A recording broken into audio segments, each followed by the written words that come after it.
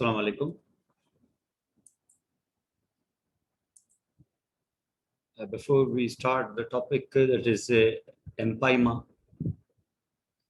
This is actually the empyema thoracis, the pulmonary empyema you can call it. आप मुझे please यहाँ chat में inform कर दें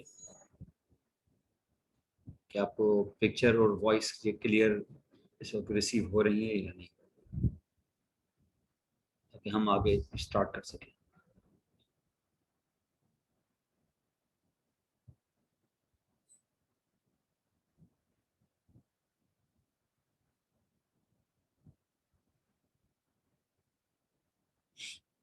ओके, थैंक यू.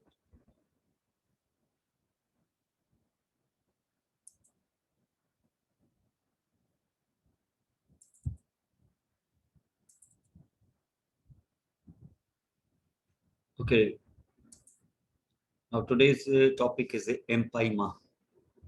इस टर्म को आप समझे यहाँ पर. तो इस टर्म को समझ के हम आगे चलेंगे कि what empyema is and what will be its causes. समझ में पहले आएगा empyema क्या है, तो हमें फिर उसके causes पे हम डिस्कस करेंगे कि ये क्यों होता है.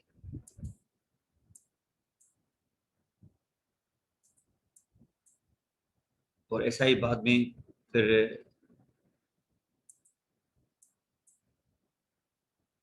हम और उस पर डिस्कस करेंगे.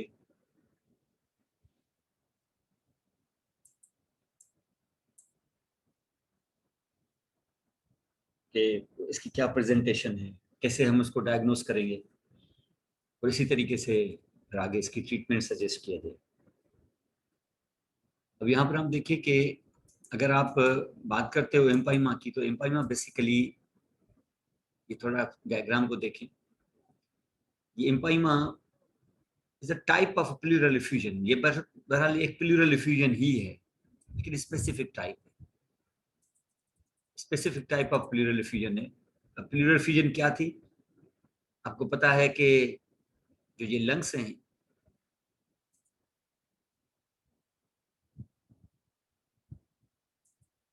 ठीक है, ये लंग्स के ऊपर एक मेम्ब्रेन होती है, सीरस मेम्ब्रेन, जिसको हम प्लूरा कहते हैं. ये लंग्स के ऊपर जो प्लूरल मेम्ब्रेन है, जिसको हम कहते हैं विसरल प्लूरा, एक लेयर तो ये होता है, सीरस मेम्ब्रेन है, सिंपल इसका मतलब एपिथेलियम. वो फिर रिफ्लेक्ट होके एक और लेयर बना देता है, जो अब लंग और चेस्ट के बीच में होता है, इसको हम कहते हैं पैराइटल प्लूरा. अब इन दोनों के बीच में जो स्पेस क्रिएट हो जाती है, इसको प्लूरल स्पेस कहते हैं. इसमें अगर एक्सेसिव फ्लूइड आ गया, फ्लूइड तो इसमें होता है, दोनों लंग्स में मिला के कोई 10 ml फ्लूइड होता है, लेकिन अगर इसमें एक्सेसिव फ्लूइड आ गया तो उसको प्लूरल इफ्यूजन कहते हैं. लेकिन उस प्लूरल इफ्यूजन के अंदर अगर बैक्टीरिया आ गए और वहां वो पस क्रिएट करने लग गए, तो वो जो अंदर एक्यूमुलेशन हो जाएगी पस की इस प्लूरल स्पेस में, तो वो प्यूरुलेंट प्लूरल इफ्यूजन कहलाएगी.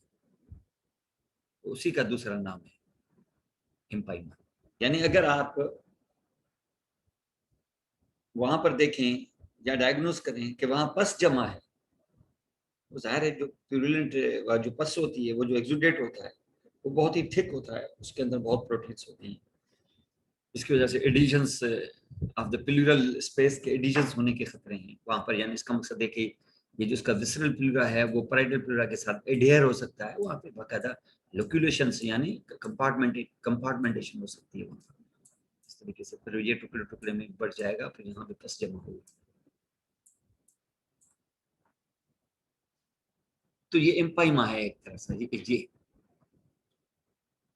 तो हम इसको प्लूरल एम्पाइमा भी कह सकते हैं. वैसे इस किस्म की पस एक्यूमुलेशन किसी भी ऑर्गन में हो, तब भी उसको हम एम्पाइमा ही कहते हैं.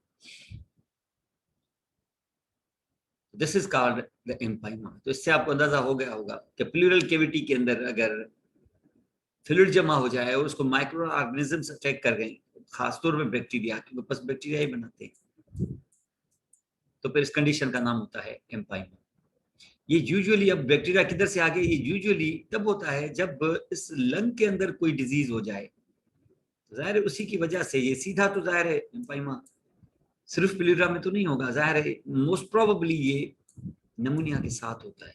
यानी अगर लंग की कोई डिजीज हो गई, खास तौर पे नमूनिया, या बाहर से कोई चेस्ट इंजरी हो गई, तो भी बाहर से इंट्रोड्यूस हो जाएंगे। लेकिन ये ज्यादातर आपको पेशेंट वो मिलेंगे जिनको नमूनिया हुआ होगा। तो ये बेसिकली पैरा नमूनियल होता है, नमूनिया के साथ साथ चलेगा ये।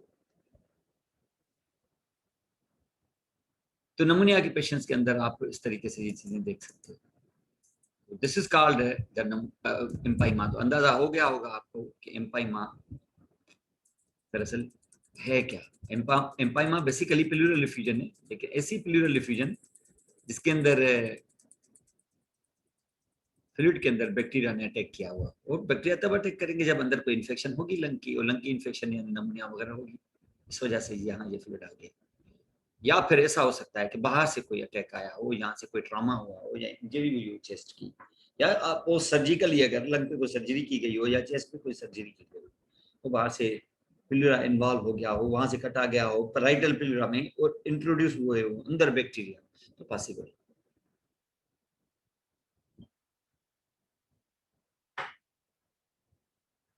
तो ये एम्पाइमा है। तो पहले आप इस एम्पाइमा को समझें कि है क्या, हम किस बारे में इस वक्त बात करने जा रहे हैं। अब फ्लूइड तो आ गया है अंदर। इस फ्लूइड के अंदर हम यहां पर देखते हैं कि ये फ्लूइड जो अंदर आ गया है, इसकी बेसिकली 3 स्टेजेस होती हैं।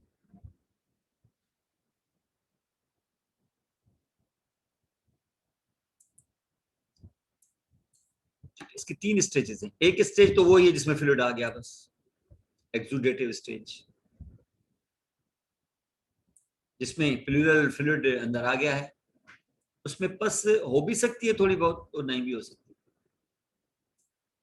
तो without even the presence of पस, बस फ्लूइड आ गया यानी बेसिकली प्लूरल डिफ्यूजन है एक तरह से। लेकिन दूसरा जो है उसके अंदर क्योंकि पस भी है थोड़ी बहुत, तो आपके वो जो पैराइटल और वो जो विसरल प्लूरा है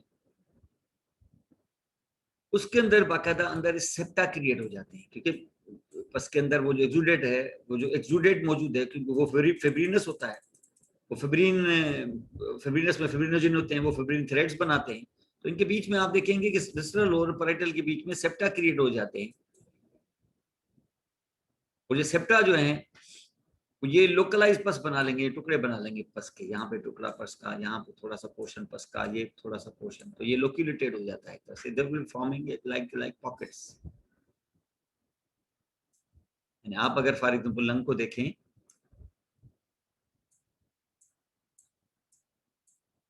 तो लंग के ऊपर जो मेम्ब्रेन चढ़ी हुई है जिसको हम विसरल प्लूरा कहते हैं, ये विसरल प्लूरा है, और ये रिफ्लेक्ट होकर ये पैराइटल बनाएगा।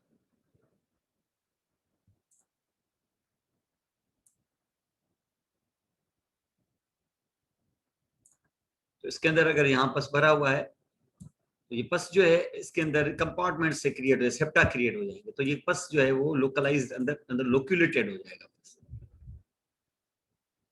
ये सेकंड स्टेज है इसकी, इसको फिब्रिनोपिरुलेंट स्टेज कहते हैं। अब तो पस बहुत ज्यादा हो जाएगा और साथ में फिब्रिनोजन भी होगी उसके अंदर एक्सुडेट के अंदर। अब एक्सुडेट वो से वैसे नहीं होगा विदाउट पस वाला, गाढ़ा बिल्कुल होगा, गाढ़ा बहुत, क्योंकि एक्सुडेट है। और उसके बाद ये आहिस्ता आहिस्ता फाइब्रोसिस हो जाएगी इसकी, स्कारिंग जिसको हम कहते हैं। तो प्लूरल मेम्ब्रेन्स विल गेट स्कारड, ये फाइब्रोसिस हो जाएगी, और फिर फाइब्रोसिस जो है लंग को एक्सपेंड नहीं होने देगी, जगह ही नहीं बचेगी। वो इलास्टिक वो उस तरीके से एक्सपेंसिबल होगी नहीं, लंग एक्सपेंड करेगा लेकिन ये फैलेंगे नहीं। तो लंग को एक तरह से एक्सपेंशन नहीं मिलेगी। Lungs will have an ability to expand, lungs को एक्सपेंसिबिलिटी इसके अंदर नहीं मिलने वाली है। ये इसका तीसरा स्टेज, इसको हम ऑर्गेनाइजिंग स्टेज कहते हैं। ऑर्गेनाइजिंग मतलब स्कार फॉर्मेशन, फाइब्रोसिस। इसके अंदर फाइब्रस टिश्यू आ जाएगा, नई कैपिलरीज डेवलप होंगी, और फिर ये फाइब्रस टिश्यू यहाँ पर इसको ब्लॉक कर देगा, फिर कैविटी नहीं रहेगी, बस जहां भी ये भर जाएगा ये पूरा स्कार से।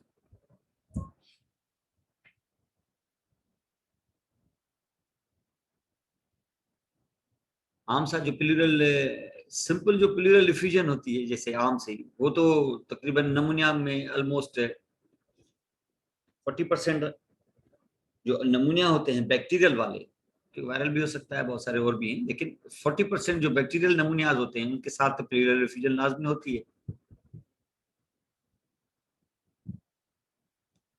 लेकिन अब अगर एंटीबायोटिक्स इस्तेमाल कर दें और नमूनिया अगर ठीक हो जाए तो वो प्लूरल एफिजन सेटल हो जाती है,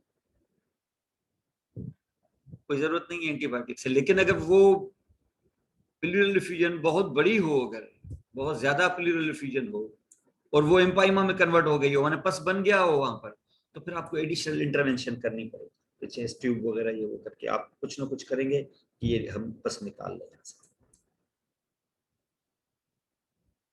3 स्टेजेस हैं इसकी, क्या पहले फ्लूइड आ गया, फिर फिब्रिनस यानी फिब्रिनोपुलेंट, और आखिर में इवन ऑर्गेनाइजिंग। ये 3 स्टेजेस तक जा सकता है।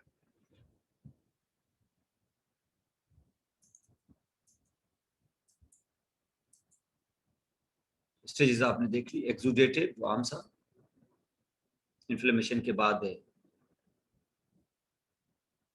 सिर्फ फ्लूइड आ जाए और कोई फ्यूजन ना हो, एक तरह से 2 स्टेजेस, 2 लेयर्स की, पैराइटल और विसरल की। फिब्रिनोपुलेंट अब यहाँ पर फिब्रिनस से, यानी उसमें फिब्रिनस से एक थिकनिंग वहां पे जमा हो जाएगी। ऑर्गेनाइजेशन में तो फिर कैपिलरीज और फाइब्रोब्लास्ट आ जाएंगे और बिल्कुल फाइब्रस हो जाएगा, फिब्रिनस हो जाएगा, फाइब्रोब्लास्ट वगैरह की वजह से वहां ऑर्गेनाइज होकर स्कार बन जाएगा एक तरह से। अब ऐसे पेशेंट के क्या साइंस एंड सिम्टम्स होते हैं? पेशेंट में 50% में तो नमूनिया से ही पेशेंट आता है, क्योंकि आपको पता है कि ज्यादातर नमूनिया की वजह से, ऐसे खुद ब खुद नहीं हो जाता, खुद ब खुद भी हो सकता है, लेकिन खुद ब खुद का मकसद है कि ट्रामेटिक भी हो सकता है, लेकिन ज्यादातर पेशेंट 50% में तो नमूनिया के साथ आते हैं।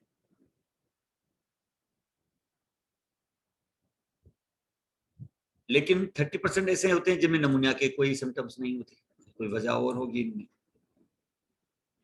सिर्फ 25% सर्जरी या किसी ट्रॉमा की वजह से आपके पास पेशेंट होते हैं, सर्जरी वाले जिनको इंजरी हुई होगी, हाइड्रोजेनिक जिसको कहते हैं, ट्रीटमेंट के दौरान। अब इसको अंदर पेशेंट को अगर आप सिम्टम्स देखेंगे ना, तो उसको फीवर होगा, ड्राई कफ होगी, और फिर स्वेटिंग होगी और शार्पनेस ऑफ ब्रेथ होगा, यानी उसको डिस्निया होगी।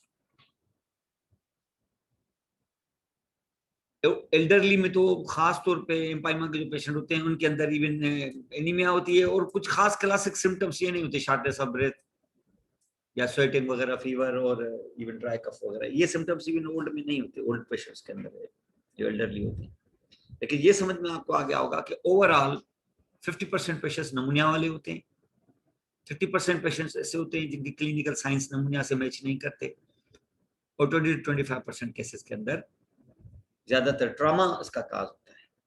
तो प्रेजेंटेशन और उसके साथ पेशेंट होगा शार्पनेस ऑफ ब्रेथ से आएगा, ड्राई कफ वगैरह, फीवर, ये सारी चीजें उसको प्रेजेंट करवाएंगे आप।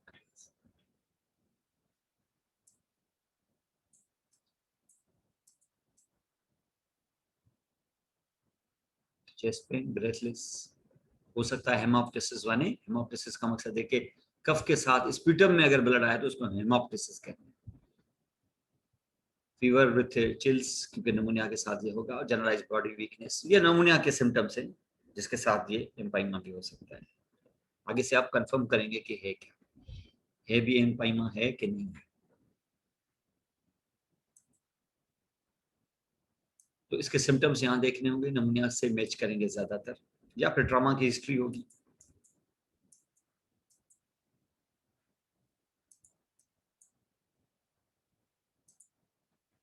क्लिनिकल प्रेजेंटेशन मैंने बताया, वही फीवर, टिकिनिया, कफ तो होगा ही खास तौर पे क्योंकि नमूनिया से रिलेटेड है, खास तौर पे स्ट्रेप्टोकोकस नमूनिया ही अगर कर रहा है तो, क्योंकि बैक्टीरियल इन्फेक्शन के साथ ही पस डेवलप होगा और एम्पाइमा डेवलप होगा, चेस्ट पेन वगैरह होगा। और चिल्ड्रेन ऑफ्टन, बच्चे जो होते हैं ना, वो अगर बच्चों में होगा तो जिस तरफ एम्पाइमा होता है ना उस तरफ बच्चे सोते हैं,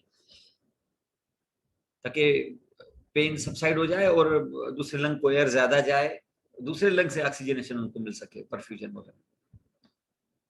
और जिस तरफ लंग के साथ जिस तरफ सोएंगे वहां पर ब्लड भी ज्यादा जाएगा, तो इस तरफ आपको वेंटिलेशन परफ्यूजन मैचिंग भी होगी, यहाँ पर एयर भी आएगा लेकिन ब्लड ज्यादा आएगा इस तरफ, ताकि ऑक्सीजनेशन ज्यादा हो। तो बच्चे इस तरीके से होते हैं, इस वजह से उनको उमूमन स्कोलियोसिस हो जाती है। स्कोलियोसिस का मकसद है कि उनको उनके स्पाइन के अंदर कर्व आ जाता है, वर्टिब्रल कॉलम के अंदर कर्व, क्योंकि बच्चे उस तरफ सोते हैं ज्यादा। It will improve the oxygenation में और वेंटिलेशन परफ्यूजन रेशियो, उसकी मैचिंग होती है। ज्यादा मैचिंग होगी, सारा ब्लड वहां ज्यादा जाएगा डिपेंडेंट पार्ट में।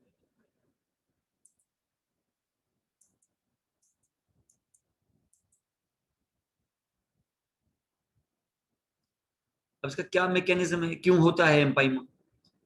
पता है, जैसे प्लूरल एफिशिएंसी होती है, फ्लूइड प्रोड्यूस हो जाता है अगर इन्फ्लेमेशन हुई तो। पहले तो फ्लूइड प्रोड्यूस होगा, जैसे एक्सुडेटिव स्टेज है, उसके बाद फिब्रिनस है, क्योंकि इन्फ्लेमेशन है इस वजह से एक्सुडेट आता है, उसके अंदर फिब्रिन होती है, और फिर बैक्टीरिया अटैक करते हैं, और बैक्टीरिया अटैक करके फिर उस फ्लूइड को प्रूलेंट बना देते हैं, तो हो जाता है फिब्रिनो प्रूलेंट एक्सुडेट, और ये फिर आगे चल के फिर थोड़ी कुछ दिनों बाद ये स्कार बन जाता है, इसको ऑर्गेनाइजेशन कहते हैं। तो सारे प्लूरल इफ्यूजन जो है वो फिर एम्पाइमा नहीं बनते, वो बनेंगे जो बैक्टीरियल होंगे।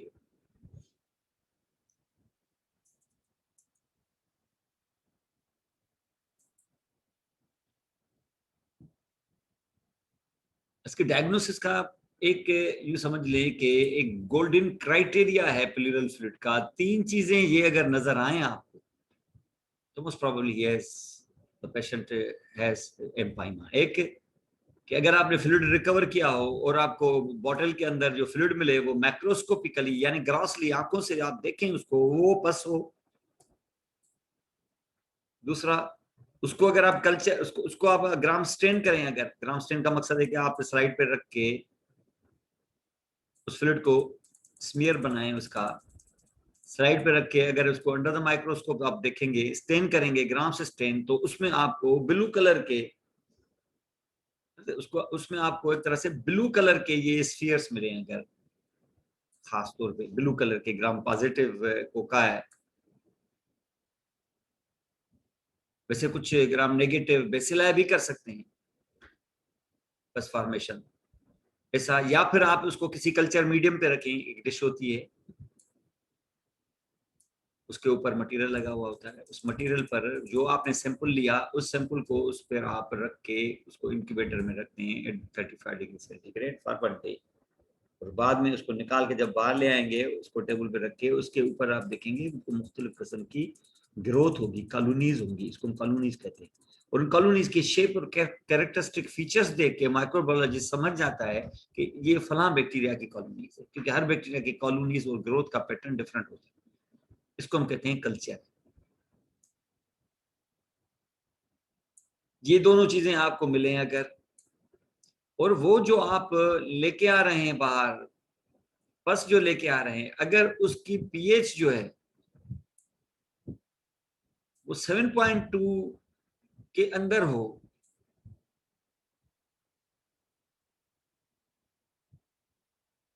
जबकि आपकी पेरिफेरल ब्लड पीएच नॉर्मल हो,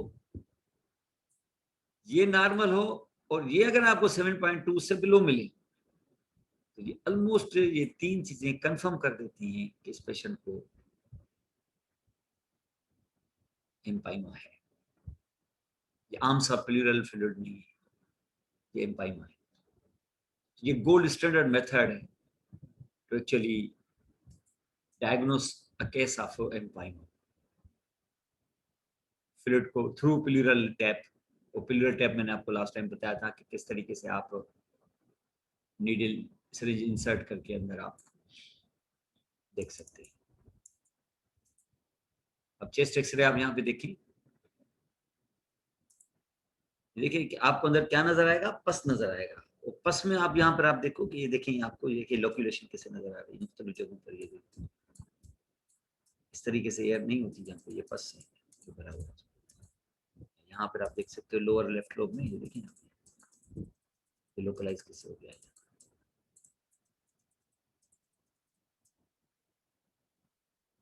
ये लेटरल व्यू दिखा रहा है आप।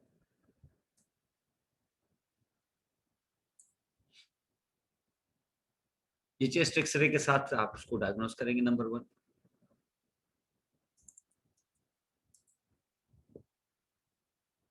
उसके बाद अल्ट्रासाउंड भी इवन किया जा सकता है, you can do the ultrasound. Ultrasound की बहुत वजह है, वजह यह है कि आप एक तो प्लूरल फ्लूइड कंफर्म हो जाएगा कि है मौजूद, उसकी साइज इवन कंफर्म हो जाएगी कि एफ्यूजन कितनी हुई है, साइज क्या है उसकी, और यहाँ ये भी पता चल जाएगा कि प्लूरल फ्लूइड जो है ये फ्रीली अवेलेबल है कि लोक्यूलेटेड है। लोक्यूलेटेड का मकसद ये है कि मैंने बताया अभी आपको कि लोक्यूलेशन में ये होगा कि ये दो जो लेयर्स होते हैं विसरल एंड पैराइटल, इसके बीच में जो सेप्टा डेवलप हो जाएंगे लाइक दिस, तो उनके बीच में ये लोक्यूल्स बन जाएंगे, यानी एक तरह से कंपार्टमेंट्स बन जाएंगे और इनको लोक्यूलेशंस कहते हैं।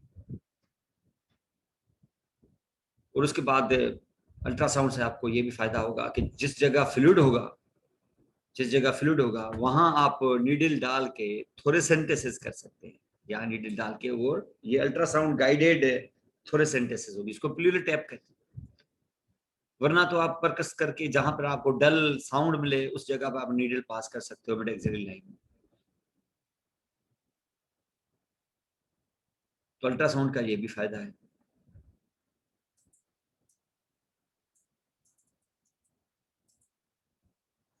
उसके बाद ब्लड एंड स्पूटम कल्चर कर सकते हो, क्योंकि इससे आपको नमूनिया का जो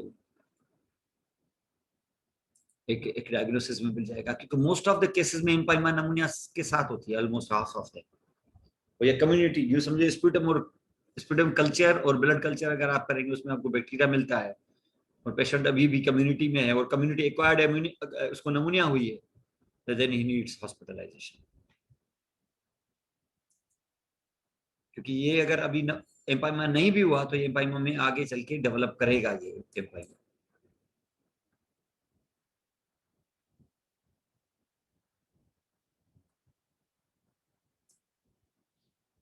और कुछ लोगों में इवन आप पीसीआर भी कर सकते हो। पीसीआर का मकसद है कि आपने सैंपल लिया और फिर एक रिएक्शन होता है जिसको हम कहते हैं पॉलीमरेज चेन रिएक्शन, उसका पीसीआर, इसका नाम होता है पीसीआर। वो पीसीआर के थ्रू आप एम्पलीफाई करते हैं उस बैक्टीरिया के डीएनए या आरएनए को, और एम्पलीफाई करके आप देख लेते हैं और आपको अंदाजा हो जाता है। ये बहुत ही स्पेसिफिक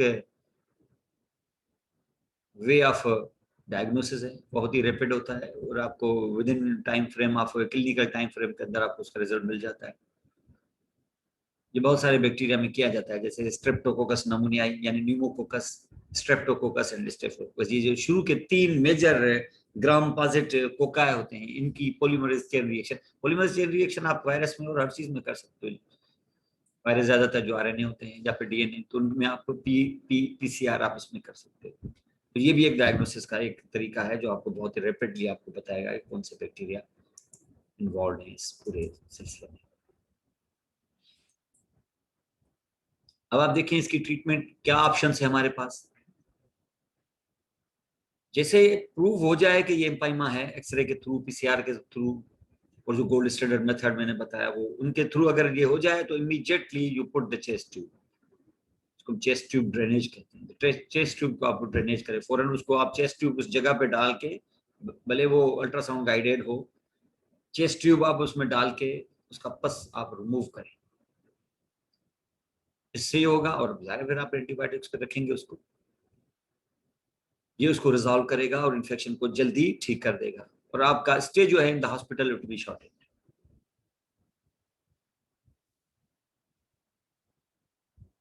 अभी मैंने बताया कि अगर पीएच 7.2 से बिलो है, इसका मतलब है टुवर्ड्स एसिडिक साइड जा रहा है अगर, तो मोस्ट पावरफुल इंडिकेटर है ये for the chest tube drainage. यानी आप शुरू में नीडल डाल के फ्लूइड रिकवर करें, फ्लूइड रिकवर करके उसकी आप पीएच देखें, अगर पीएच उसकी 7.2 से कम मिलती है with a normal blood serum blood pH without any change in the blood pH normal है और यहाँ pH में डिफरेंस है, तो ये क्लियर कट एक बहुत ही पावरफुल इंडिकेटर है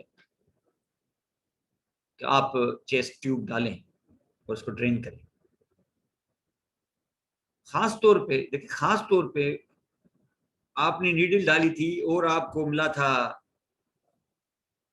ऐसा फ्लूइड जिसमें पस नहीं था, तो आप तो कहेंगे कि एम्पाइमा नहीं है, और उसके बाद आपने उसको कल्चर भी करवाया, फ्लूइड को कल्चर भी नेगेटिव है, लेकिन क्योंकि पीएच 7.2 से लेस है तो ये कुछ दिनों बाद वैसे ही पस हो जाएगा और इसके अंदर बैक्टीरिया ग्रो करेंगे, तो आप इंतजार ना करें इस चीज का।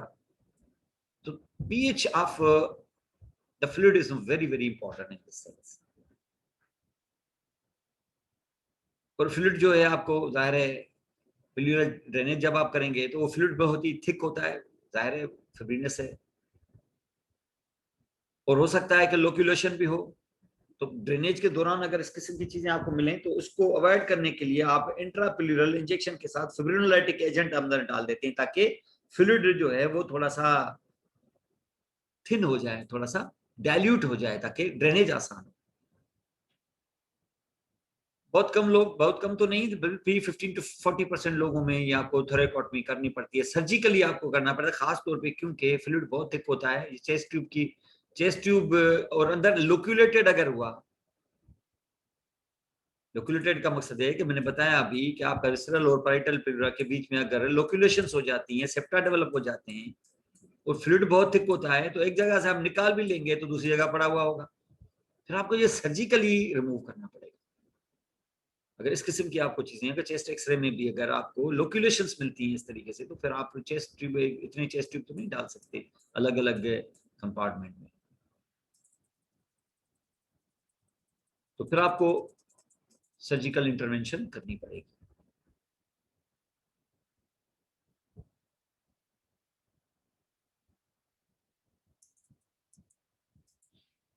आप देखें चेस्ट ट्यूब किस तरीके से डाला हुआ है, ये वो जगह है जहां पर ये लंग है, लंग को कोलैप्स कर दिया है, ये पूरा इम्पाइमा है, भर गया है अंदर पूरा विरुलेंट फ्लूइड, तो ये आपने चेस्ट ट्यूब डाल दिया मिड पॉइंट से, मिड लाइन से, उसको पस को हमने रिमूव किया। रिमूव करेंगे तो अंदर से खाली हो जाएगा और फिर एंटीबायोटिक पे रखेंगे, दोबारा नहीं आएगा और आहिस्ता आहिस्ता पेशेंट जो है इम्प्रूव करेगा। फिर एंटीबायोटिक्स पर आप रख लें। पेशेंट तकरीबन सारे हॉस्पिटलाइज हो जाते हैं और आप ज्यादातर एंटीबायोटिक्स इंट्रावीनसली ही आप शुरू करेंगे।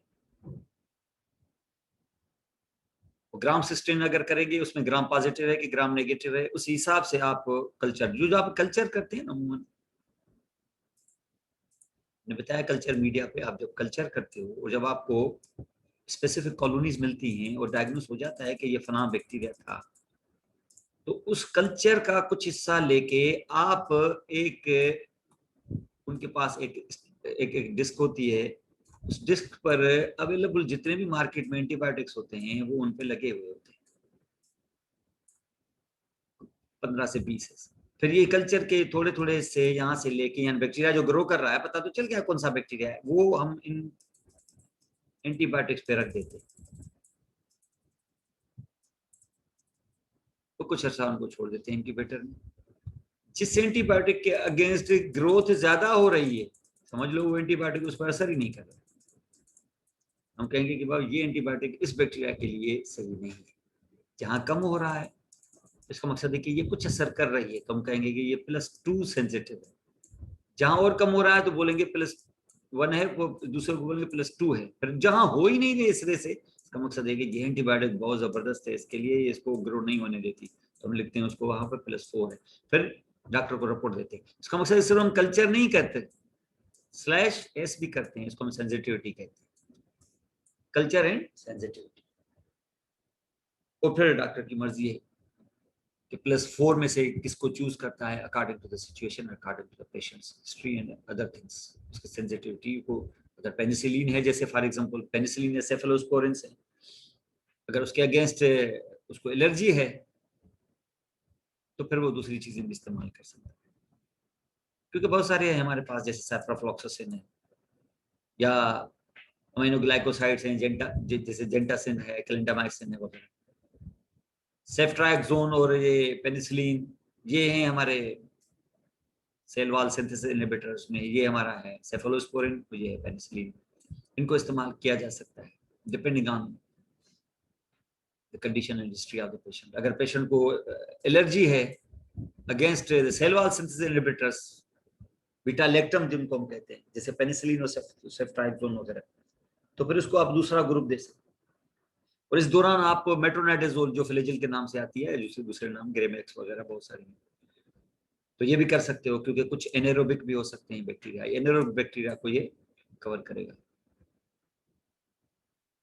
क्योंकि प्लूरल स्पेस के अंदर ये हमारा अमाइनोग्लाइकोसाइड्स खास तौर पे जो ये वाले तो दे सकते हैं, अमीनो ग्लाइकोसाइड खास तौर पे, क्योंकि ये पेनिट्रेट नहीं करते, बड़ा मॉलिक्यूल होता है इसलिए, तो इसको हम अगर फॉर एग्जांपल यहाँ दे देंगे तो ये दे they should be avoided because they have got a very poor penetration into the pleural space. तो ये आप अमीनो ग्लाइकोसाइड नहीं दे सकते, हालांकि बहुत स्ट्रांग होते हैं लेकिन प्लूरल स्पेस में पेनिट्रेट न करते हैं, इसलिए हमारे लिए इस कंडीशन में ये यूजफुल नहीं होंगे।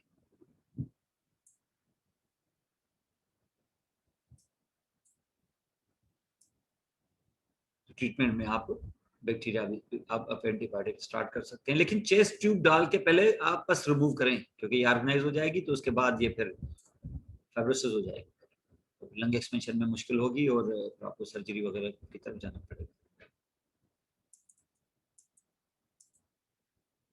तो ट्रीटमेंट बताया मैंने, थोरेकोसेंटेसिस। अगर आपको क्लियर फ्लूइड मिला और पीएच इसकी मोर देन 7.2 मिली तो कोई इंटरवेंशन ना करें, तो फ्लूइड क्लियर है और आगे से क्योंकि 7.2 से ज्यादा है, अल्कलाइन टाइप है, तो कोई इंटरवेंशन की जरूरत नहीं, ये सही हो जाएगा खुद ही। लेकिन अगर क्लियर फ्लूइड भली मिला हुआ आपको, लेकिन पीएच अगर लेस देन 7.2 है तो आप रिकरेंट थोरेसेंटेसिस बार बार आप करें ताकि फ्लूइड जमा ना होगा। लेकिन अगर फ्लूइड आपको शुरू से ही प्रिवेलेंट मिलता है और एक्सरे से उन चीजों से पता चला कि अभी लोक्यूलेटेड नहीं है, तो फिर आप ड्रेनेज करेंगे थ्रू चेस्ट ट्यूब। लेकिन अगर आपको अंदर से लोक्यूलेटेड मिलता है प्लूरल फ्लूइड, तो फिर आप फिब्रिनोलाइटिक्स अंदर डालें और फिर ड्रेनेज करने की कोशिश करो, और अभी भी आप अगर फेल हो गए तो फिर सर्जरी के अलावा और कोई रास्ता नहीं, फिर आप सर्जिकली उसको रिमूव करेंगे, थोरेकोटमी करेंगे, फिर थोरेक्स को खोल के फिर उधर आप उसको थोरेकोटमी करेंगे। ट्रीटमेंट के बाद पेशेंट उम्र ठीक हो जाते हैं, विद इन 6 मंथ्स उसके एक्सरे क्लियर हो जाते हैं। लेकिन अगर सिम्टम्स दोबारा हो जाएं तो patients are advised to return quickly. कभी कभी ऐसा होता है कि अगर आप देखेंगे ना पेशेंट के अंदर, ये देखें जैसे जैसे मैंने बताया,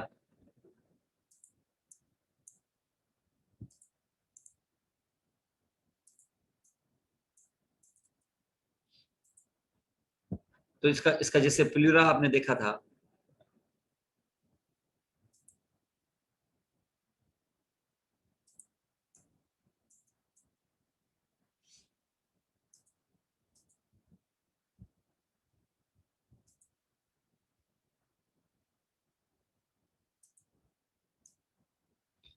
जैसे राइटल प्लूरा है, ये विसरल प्लूरा है,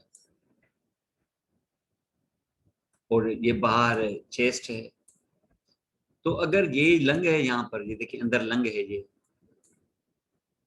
यहाँ एम्पाइमा हुआ है, एम्पाइमा विसरल प्लूरा को इन्वॉल्व किया है इसने, ये विसरल प्लूरा को इन्वॉल्व करते करते इसको एरोड कर देगा, और एरोड करके यहाँ पे सुराख हो जाएगा एक तरह से, और अंडरलाइंग लंग है इसको भी इन्वॉल्व कर देगा, तो ये लंग और प्लूरल स्पेस के बीच में कम्युनिकेशन डेवलप हो जाएगी। देखिए जैसे ये है,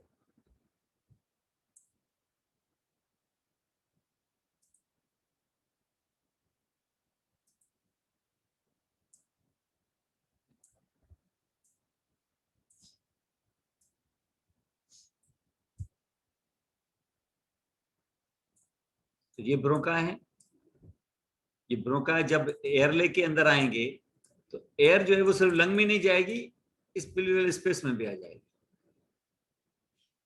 ये फिस्टुला कहलाता है, ब्रोंको प्लूरल फिस्टुला।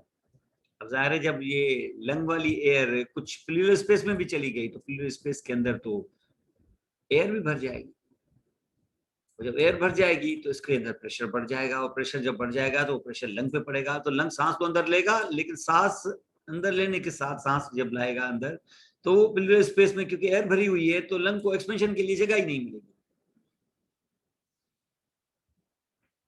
तो ये प्रॉब्लम इसके साथ होगा। और बच्चों में तो उमूमन ये जनरली कुछ परसेंटेज बच्चों में इवन डेथ भी काज कर सकते हैं, मोर्टेलिटी है इतनी ज्यादा नहीं, बहरहाल लेकिन ये प्रॉब्लम हो सकता है। आप यहाँ पे देखें कि ये फिस्टुला फॉर्मेशन कैसे हुई है, देख सकते हो आप। ये लंग है, इस लंग और लंग में ये देखें ये विसरल प्लूरा है, इस बीच में ये देखें लंग में सुराख हो गया, तो विसरल प्लूरा को उड़ा दिया इसने, और लंग में जैसे एयर